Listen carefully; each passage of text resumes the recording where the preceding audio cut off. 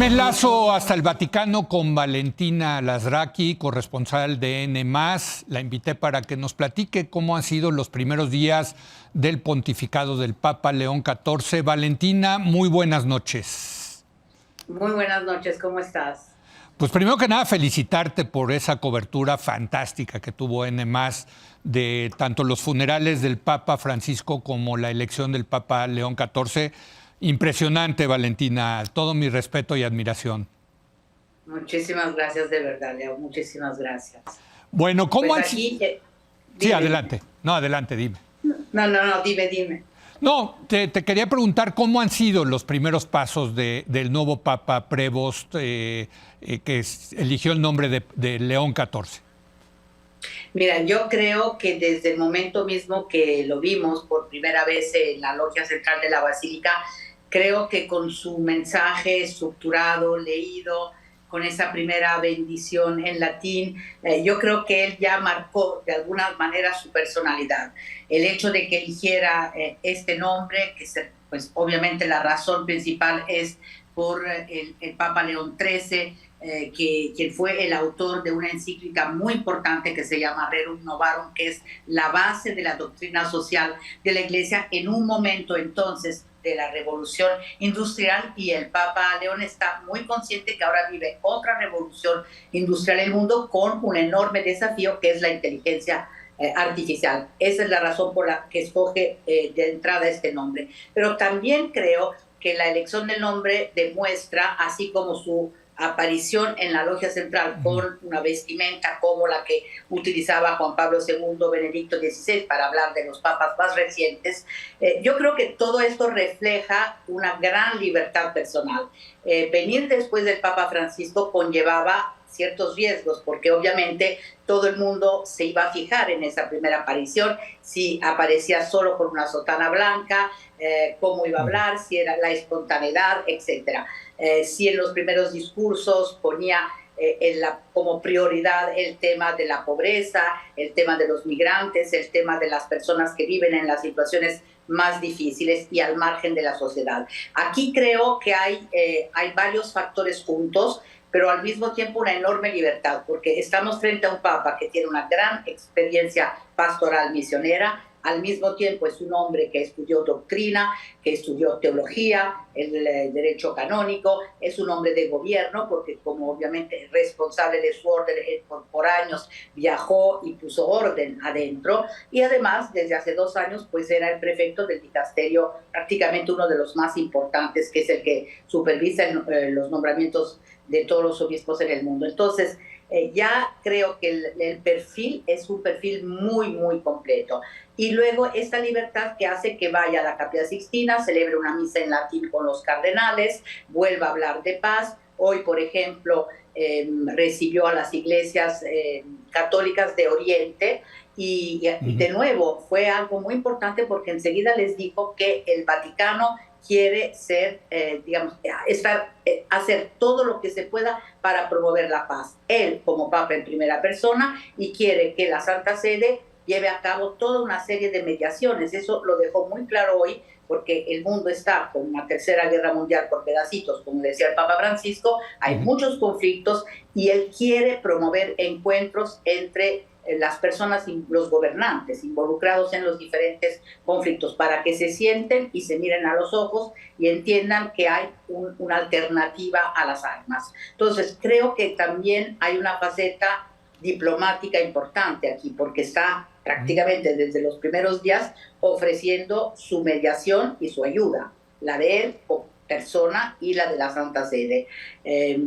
Creo que esto es un punto importante. También esta preocupación por las iglesias de Oriente, de todas estas pequeñas iglesias que han tenido que dejar pues las tierras de Medio Oriente, Ucrania, la India, etcétera. También eso, pues son católicos perseguidos. Entonces también una preocupación hacia este grupo de iglesias, diciéndole que la Iglesia Universal las necesita y que tienen que seguir en sus tierras, no abandonarlas, y seguir también con con su riqueza, con sus liturgias, etc. Es decir, yo creo que son como muchas facetas juntas, pero al mismo tiempo recibe al campeón de tenis italiano, Jannik Sinner, porque sabemos que le gusta el tenis, bromea con él, le recibe una raqueta, y claro, el Sinner le propuso un partido ahí en una de estas salas del Vaticano, el Papa se miró entre los muebles, las lámparas, entonces dijo, mejor aquí no.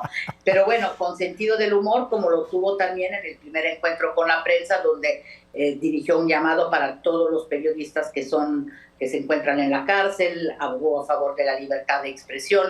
Con nosotros, digamos, creo que es más formal que el Papa Francisco, incluso cuando bajó a saludarnos, pero también, por ejemplo, el Papa Francisco no había leído el discurso, todo era espontáneo, nos había hablado un poco del cónclave, de la elección de su nombre, y luego no había querido dar la bendición porque decía que entre los periodistas había gente que no era católica o a lo mejor atea, no creyente. Y el Papa León no, el Papa impartió su bendición tradicional y en latín. Entonces, como lo escuchamos el domingo, su primer Regina Coeli cantando, que ya eso no se veía aquí, y en latín. Entonces, creo que son como muchas facetas juntas y hacen de él un perfil sumamente interesante, creo, sí, completo, y creo que, bueno, habrá que seguirlo y paso a paso para ver cómo evoluciona su pontificado, ¿no? Hacia qué rumbo va. Sí, no, coincido contigo, digo, yo no soy católico, aquí lo he dicho, pero me parece un personaje muy interesante.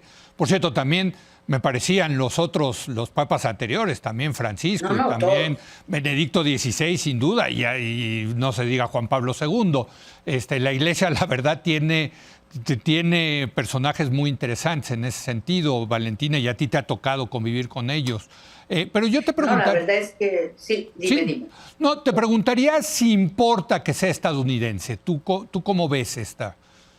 Mira, era un tabú en el Vaticano el hecho de tener un papa estadounidense. Siempre se decía, incluso antes, en la vigilia de este cónclave, decía, no es posible que los cardenales elijan a un papa estadounidense. Pero yo creo que él es, dentro de los cardenales estadounidenses, el menos estadounidense, porque tiene este factor de haber vivido tantos años en Perú. Su corazón seguramente es peruano, digamos, de corazón, por los años de la misión como obispo allá en Chicago. Yo creo que entonces eso lo hace un papa estadounidense con corazón peruano y con ascendencia francesa, italiana, creola. Entonces realmente es como un mix, ¿no? Una mezcla.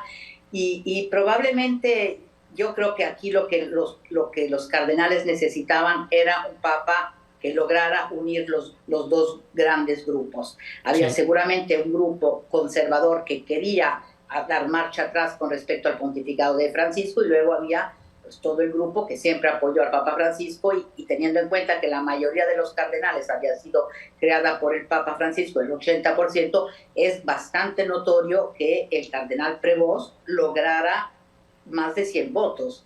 Quiere decir que yo creo que la elección fue no tanto por el área geográfica, por su nacionalidad, etcétera, sino vieron que era una persona de equilibrio y podía ser un puente entre los dos grupos, porque tenía lo pastoral, digamos, la cercanía con la miseria, la pobreza, toda esa sensibilidad que tenía el Papa Francisco, pero tiene la cabeza de teólogo también, y luego la experiencia de gobierno. Entonces yo creo que la elección fue por esas razones, y sobre todo porque lograron unirse.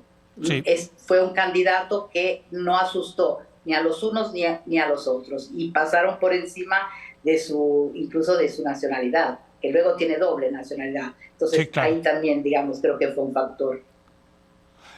Valentina, yo te preguntaría, tú que ya has vivido con la experiencia de convivir con varios papas, ¿cómo sientes ahorita la Iglesia Católica, muy amenazada, por cierto, en Europa, donde han perdido feligresía? Pero ¿tú cómo estás sintiendo desde allá, desde el Vaticano, en esta nueva elección del Papa, a la situación de la Iglesia Católica, Valentina?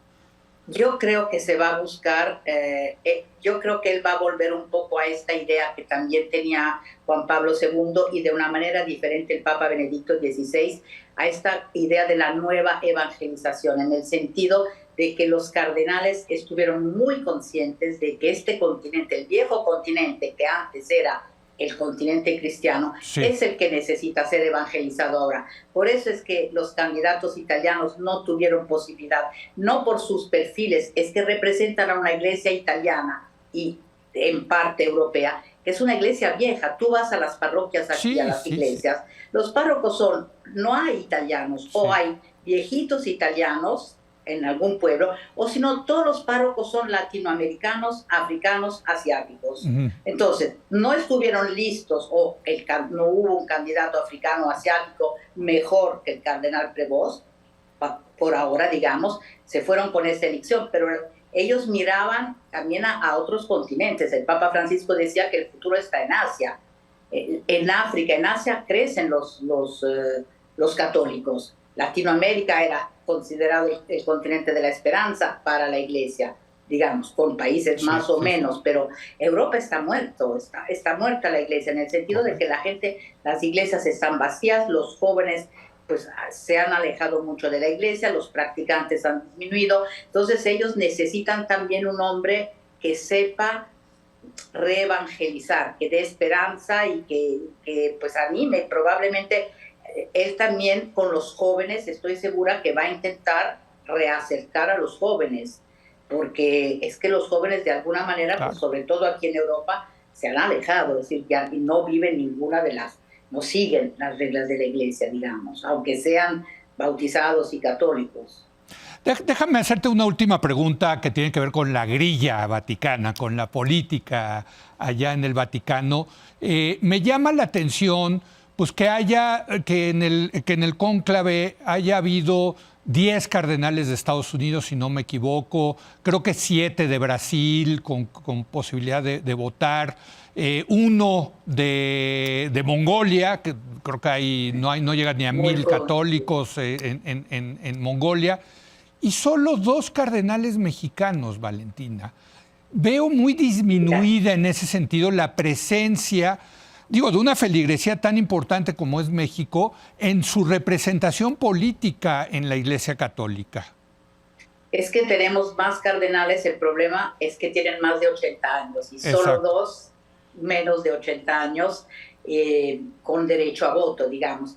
Yo creo que el Papa Francisco no miró con gran, ¿cómo te podría decir? Yo creo que la Iglesia mexicana para el Papa Francisco, y eso no lo estoy diciendo yo, pienso que su discurso cuando fue a México, claro, en la catedral, me parece muy clara la idea que el Papa Francisco tenía de la Iglesia mexicana, con razón o no, ¿me entiendes? Pero creo que les dijo príncipes, ¿no? Les dijo príncipes, si no mal recuerdo. Sí, ¿no? Príncipes. Fue un discurso muy duro, de los más duros que el Papa ha pronunciado a una iglesia, iglesia específica. Entonces yo creo que probablemente con esta convicción que él tenía, tampoco promovió nuevos cardenales, es decir, no creó nuevos cardenales. Es, digamos, la explicación que me doy, porque es una iglesia y se ha hecho cardenales en Brasil. Claro. Siempre miró, yo tuve la impresión que el Papa Francisco miraba mucho más hacia Brasil que hacia México. Así como iglesias, digamos, ¿no? Así es. Pero esta es una impresión, digamos, es una impresión, pero bueno, tú tienes razón que efectivamente no ha habido muchos más nombramientos y los cardenales que tenemos, con excepción de 2, pues tenían más de 80 años. Pues Valentina, de verdad te vuelvo a felicitar, han sido días muy intensos para ustedes, pero con una cobertura yo te diría de las mejores en el mundo de N+, tanto en los funerales de Francisco como en el cónclave. Espero que te tomes unas buenas vacaciones después de esto y te mando muchos saludos hasta allá, hasta Roma, Valentina. Muchísimas gracias, de verdad, muchísimas gracias. Gracias a Valentina Alasraqui, quien es, entre otras cosas, la corresponsal senior, digamos, la más veterana de allá del Vaticano. Es la verdad una joya tenerla como corresponsal allá en el Vaticano. Voy a hacer una breve pausa. Viene Valeria Moy porque quieren poner un impuesto a las remesas. que mandan nuestros paisanos de Estados Unidos a México. Regresamos.